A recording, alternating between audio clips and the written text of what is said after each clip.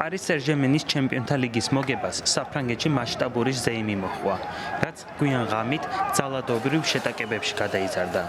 დაპირისპირებებს ორი ადამიანის სიცოცხლე ემსხვერპლა. პარიზულმა კლუბმა ჩემპიონთა ლიგის ფინალში ინტერ მილანი 5-0 დაამარცხა, რის შემდეგაც საფრანგეთში მოსახლეობა გამარჯვების აღსანიშნავად ქუჩებში გამოვიდა. საფრანგეთის შინაგან საქმეთა სამინისტროს ინფორმაციით, დედაქალაქსა და სხვა ქალაქებში სამართალდამცველები იყვნენ მობილიზებული. შეტაკებების შედეგად 563 პირი დააკავეს. სამინისტროს ცნობით ერთ-ერთი დაღუპული პარიზის მოქალაქეა, რომელსაც მანქანა დაეჯახა, როდესაც ის სკუტერით გადაადგილდებოდა. მეორე გარდაცვლილი კი 17 წლის ბიჭია, რომელიც ქალაქ დაქსში ზეიმის დროს დანით დაჭრეს. საფრანგეთის ეროვნული სამსახურის ინფორმაციით, ერთი პოლიციელი ამ დრომდე კომაშია, რადგან გულშემატკივრების მიერ ნასროლმა ფეიერვერკმა თვალის არეში მძიმე დაზიანება მიაყენა. დღეს გაბრაზებული ვართ მეც და საფრანგეთის ის მოქალაქეებიც, რომლებიც არ ეგუებიან მსგავს ძალადობას.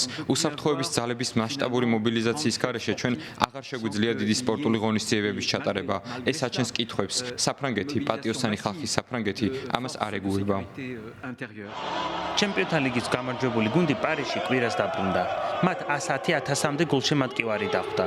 მოგვიანებით მათ და ფეხბურთელებმა გამარჯვება Paris Saint-Germain-ის სტადიონზე, Parc des Princes-ზე იზეიმეს.